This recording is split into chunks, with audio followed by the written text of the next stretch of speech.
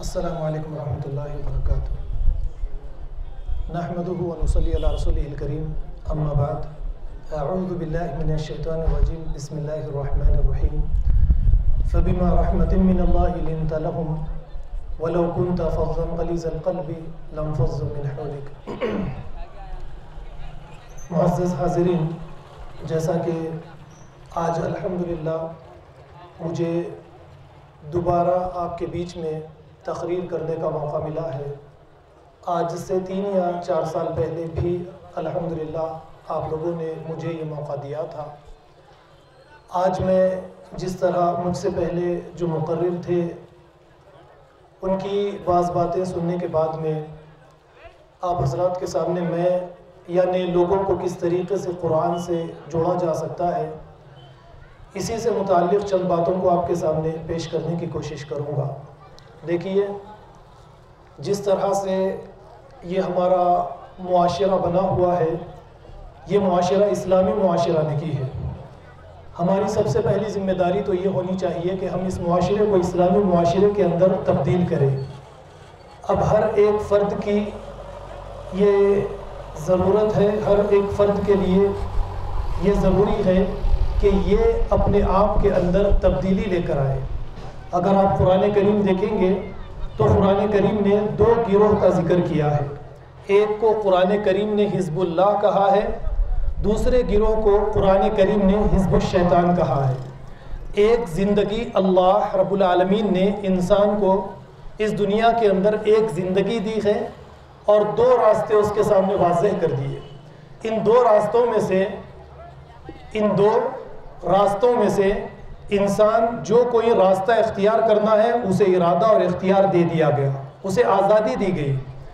اب اس آزادی کا صحیح استعمال کر کے جو حزب الشیطان کا راستہ اختیار کرتا ہے وہ کبھی اپنی شخصیت کو اللہ جس طرح کی شخصیت بنانا چاہتا ہے اس طرح کی شخصیت نہیں بنا سکتا، اور جو حزب اللہ کا راستہ اختیار کرتا ہے وہ شخص اپنی شخصیت کو اس طرح کی تیار کر سکتا ہے جو اللہ رب العالمین چاہتے ہیں۔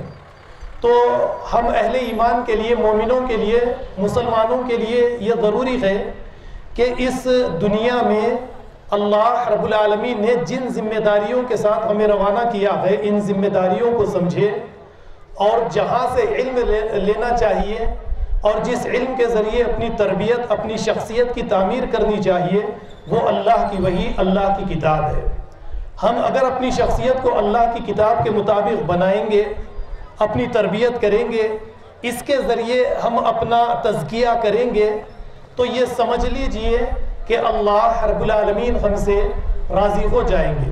میں نے آپ کے سامنے ایک بات رکھی ہے، دیکھیے، ایک زندگی اور 2 راستے آپ کے سامنے رکھ دیے گئے۔ اب ہماری خواہشات ہیں، ایک انسان کے لیے، ایک مسلمان کے لیے یہ بھی ضروری ہے کہ یہ اپنی خواہشات کو اللہ کی وحی کے تابع کرے۔ جب یہ اپنی خواہشات کو اللہ کی وحی کے تابع نہیں کرے گا تو یہ دنیا میں بھی نقصان اٹھائے گا اور آخرت میں بھی نقصان اٹھائے گا۔ تو ہر ایک مسلمان کے لیے یہ ضروری ہے کہ ایک معاشرے کو اسلامی معاشرے کے اندر تبدیل کرنے کے لیے یہ سب سے پہلے اپنے آپ کی زندگی کے اندر تبدیلی لے کر آئے۔ اب اس کے لیے دیکھیے، اسلامی معاشرہ، جب میں نے آپ کے سامنے بات رکھی تو اسلامی معاشرہ بنتا کس طریقے سے ہے؟ اسلامی معاشرے میں بسنے والے افراد آپس میں ایک دوسرے سے کس طریقے سے محبت کرتے ہیں اور آپس میں یعنی ان کا کردار کس طرح کا ہوتا ہے۔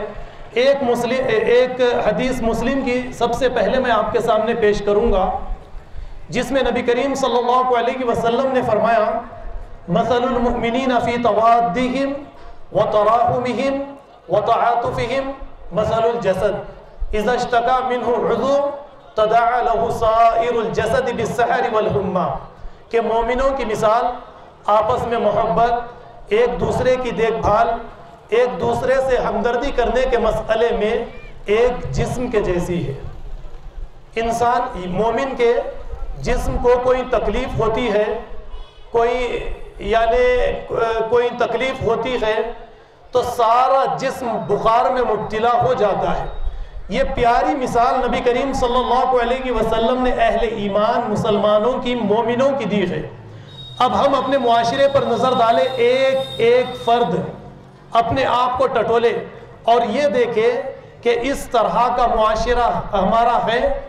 اگر اس طرح کا معاشرہ ہے کہ ایک مسلمان ہمدردی کرنے کے مسئلے میں، دوسرے مسلمان سے محبت کرنے کے مسئلے میں یہ معیار اپنا چکا ہے، تو یقیناً یہ اسلامی معاشرہ ہے۔ اور ایسے معاشرے پر اللہ کا ہاتھ، اللہ کی مدد اور ایسے افراد کے ساتھ اللہ رب العالمین ان کے ساتھ ہوا کرتے ہیں۔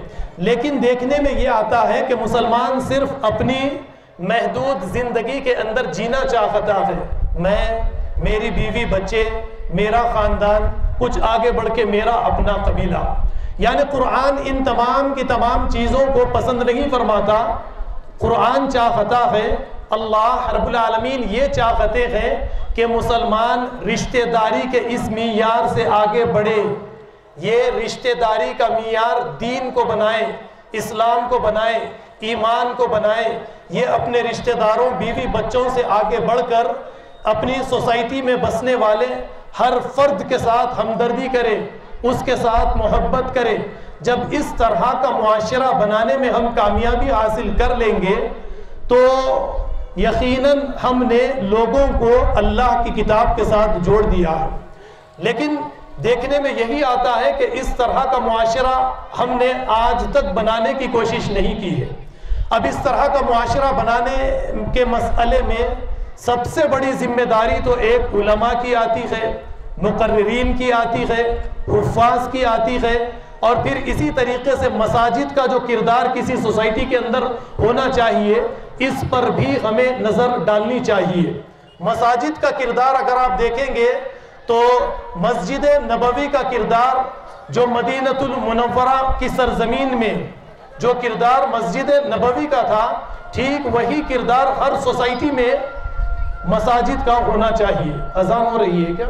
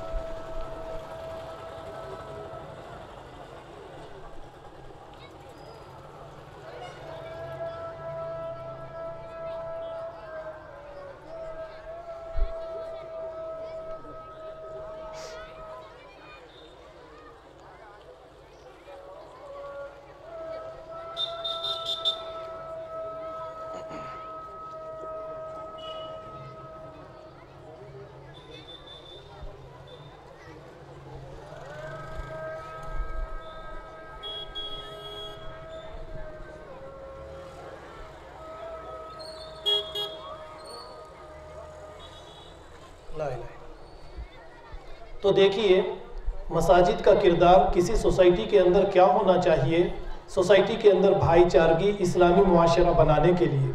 سورہ توبہ کی آیت نمبر آپ 107 دیکھیں گے تو اللہ رب العالمین نے ایک ایسی مسجد کا ذکر کیا ہے جس مسجد ہے تو مسجد اللہ کا گھر، لیکن اس مسجد سے فرقے بنائے جائے، مومنوں کے بیچ میں پھوٹ ڈالی جائے، تو اس مسجد کو اللہ رب العالمین نے مسجد ضرار کہا ہے۔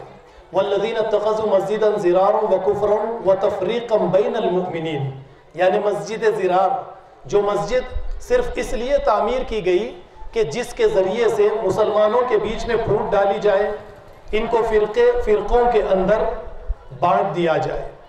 اب ہماری اپنی سوسائٹی میں اگر مساجد کے کردار پر نظر ڈالیں گے تو آج مساجد کا کردار ٹھیک یہی ہے، لیکن مساجد کا کردار کیا ہونا چاہیے؟ مساجد کا کردار ایک اعلیٰ ہونا چاہیے۔ مساجد کے ذریعے سے لوگوں کے بیچ میں ہمدردی، ان کے بیچ میں محبت پیدا کی جائے، اس طرح کا عمل مساجد کے ذریعے سے ہونا چاہیے۔ اللہ رب العالمین نے جن لوگوں نے یعنی منافقین نے جو مسجد ضرار بنائی، اس کے بارے میں فرمایا کہ یہ قسمیں کھا کر کہیں گے ان اردنا الا الحسنى واللہ یشہد انہم لکاذبون، یہ قسمیں کھا کر کہیں گے کہ اے اللہ کے نبی، ہمارا ارادہ اس مسجد کی تعمیر کا اچھا ہے، ہم اچھا چاہتے ہیں، لیکن اللہ گواہی دیتا ہے، اللہ شہادت دیتا ہے کہ یہ تمام کے تمام جھوٹے ہیں۔ تو جو مسجد کسی سوسائٹی کے اندر تفرقہ، مسلمانوں کے بیچ مسلمانوں کو فرقوں کے اندر بانٹ دے، یہ مسجد ضرار ہے۔ آپ مساجد کے کردار پر مزید اگر نظر ڈالنا چاہتے ہیں تو آپ دیکھیے خانہ کعبہ، مسجد حرام کے بارے میں اللہ رب العالمین نے سورہ آل عمران میں فرمایا وَمَن دَخَلَهُ كَانَ آمِنًا، جو کوئی مسجد حرام کے اندر داخل ہوتا ہے وہ امن و امان کے اندر آ جاتا ہے۔ تو مساجد کا یہ کردار ہونا چاہیے، اور جب مساجد اس طریقے سے کردار کسی سوسائٹی کے اندر ادا کریں گی تو سوسائٹی ایک اسلامی معاشرہ ایک اسلامی معاشرے کے اندر دھیرے دھیرے ٹھیک ہوتا چلا جائے گا۔ جیسا آپ دیکھیے، ہم ایک شعر بڑا مشہور ہے، یہ کہتے ہیں کہ ایک ہی صف میں کھڑے ہو گئے محمود و ایاز، نہ کوئی بندہ رہا نہ کوئی بندہ نواز۔ آپ ذرا غور کیجئے کہ مسجد میں ہم یعنی داخل ہوتے ہیں، امیر رہے، بادشاہ رہے، غریب رہے، سب ایک صف کے اندر کھڑے ہو جاتے ہیں، لیکن مسجد سے نکلنے کے بعد میں کیا ہماری یہی کیفیت ہوتی ہے؟ نہیں ہوتی، کوئی ایک نہیں ہوتا، یہ چیزیں ہمارے اندر سے ختم نہیں ہوتی۔ تو مسجد جب یہ کردار ادا نہ کرے تو وہ مسجد ضرار ہے۔ اسی لیے اللہ رب العالمین نے فرمایا لا تقم فیہ ابدا، اے نبی صلی اللہ علیہ وسلم ایسی مسجد میں آپ ہرگز مت کھڑے رہیے، اور آپ ایسی مسجد میں کھڑے رہیے اسس علی التقوی، جس مسجد کی بنیاد پہلے ہی دن تقوی پر رکھی گئی ہے۔ اور اس مسجد میں کیسے اشخاص سے آپ کی ملاقات ہوگی؟ فرمایا فیہ رجال یحب ان یتطہروا، جس مسجد میں ایسے افراد آپ کو ملیں گے جو اپنا تزکیہ چاہتے ہیں۔ تو ہم جب مسجد کو نماز ادا کرنے کے لیے جائیں تو نماز اپنی روح کے ساتھ، نماز اپنے سارے مقاصد ادا کرے، ہمارا تزکیہ ہو، اور ہم سوسائٹی میں بسنے والے مسلم رہے غیر مسلم رہے، ہمارے حقوق سوسائٹی میں جب ہم ایک ساتھ زندگی گزاریں تو ہمارے حقوق کیا ہے، ان حقوق کو ہم ادا کرنے والے بنے، یہ چیز مسجد ہمارے اندر پیدا کرے۔ لیکن آج یہ چیز مساجد ہمارے اندر پیدا نہیں کر رہی ہے، صرف دلوں کے اندر نفرتیں پیدا کرنا، مسلمانوں کو مسلمانوں سے دور کرنا، یہی کام کاج مساجد کے ذریعے سے کیے جا رہے ہیں۔ تو ان تمام کی تمام چیزوں سے ہمیں اجتناب کرنا، بچنا ہمارے لیے بے انتہا ضروری ہے۔ تو مسلم معاشرہ کس طریقے سے بنتا ہے؟ نبی کریم صلی اللہ علیہ وسلم نے مکہ سے ہجرت کی، واقعہ آپ تمام کا تمام اچھی طرح سے جانتے ہیں۔ مدینہ چلے گئے، آپ کی محبت میں، ایمان کی محبت میں مکہ کے مسلمانوں نے، صحابہ کرام نے ہجرت کا سلسلہ شروع کر دیا، اور جب یہ ہجرت کر کے مدینہ آئے اللہ کے نبی نے بھائی چارگی پیدا کر دی۔ آپ سارا واقعہ جانتے ہیں، لیکن سورہ حشر آپ دیکھیے، اللہ رب العالمین نے فرمایا وَالَّذِينَ جَاءُوا مِن بَعْدِهِمْ کہ جو لوگ یعنی انصار جو مدینہ کے اندر پہلے سے موجود ہیں، ان کے مکانات ہیں اور یہ ایمان والے بھی ہیں، لیکن جو لوگ ہجرت کر کے من ہاجر الیہم ہجرت کر کے مکہ کو چھوڑ کر مدینہ میں آئے، یحبون ان سے بے انتہا محبت کرتے ہیں، اور ان کی نشانی کیا بتائی؟ وَيُؤْثِرُونَ عَلَىٰ أَنفُسِهِمْ وَلَوْ كَانَ بِهِمْ خَصَاصَةٌ، ان کو خود کسی چیز کی اگر ضرورت ہوتی ہے تو یہ اپنی جانوں پر ہجرت کر کے آنے والے مہاجرین کو ترجیح دیتے ہیں۔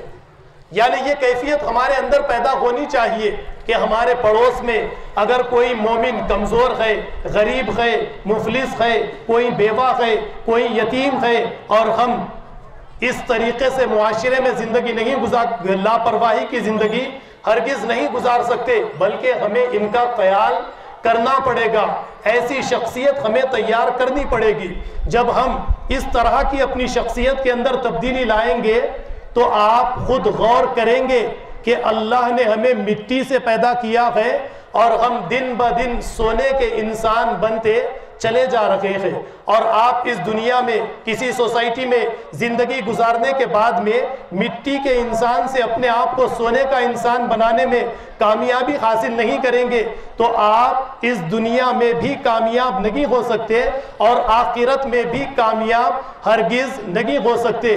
اللہ کے لیے نماز پڑھنا، روزہ رکھنا، زکوٰۃ دینا، حج کرنا، یہ یقیناً یہ اعلیٰ عبادات ہے، لیکن یہ عبادات کی روح پر اگر آپ روشنی ڈالیں گے تو قرآن کریم کہتا ہے فَوَيْلٌ لِّلْمُصَلِّينَ، کہیں پر قرآن کریم کہتا ہے إِنَّ الصَّلَاةَ تَنْهَىٰ عَنِ الْفَحْشَاءِ وَالْمُنکَرِ، کہیں پر قرآن کریم یعنی نمازیوں کی خرابی ہے۔ کس لیے خرابی؟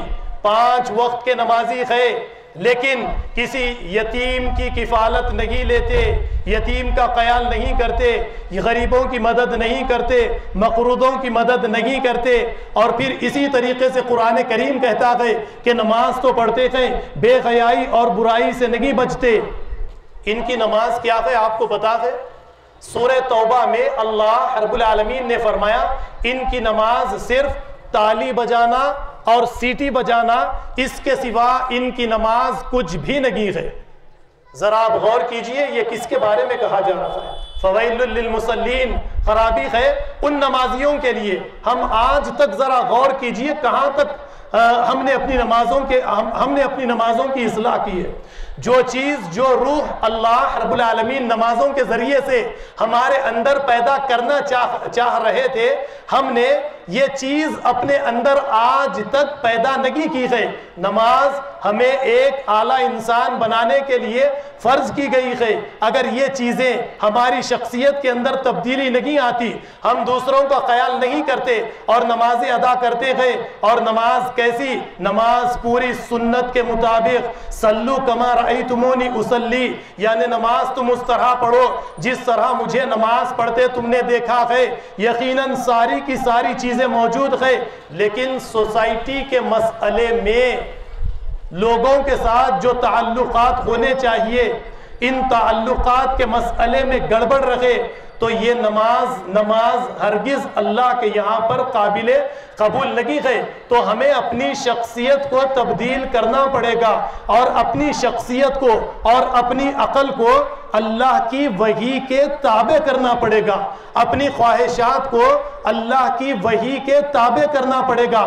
جب ہمیں ایک نئی زندگی ملے گی، یہ زندگی ختم ہو جائے گی، ایک دوسری زندگی ملے گی، اور یہ زندگی جب ہمیں ملے گی تو روز بروز، دن بدن، لمحہ بلمحہ ہمیں یہ احساس ہوگا، ہم یہ محسوس کریں گے کہ دن بدن میری شخصیت کے اندر تبدیلی آ رہی ہے۔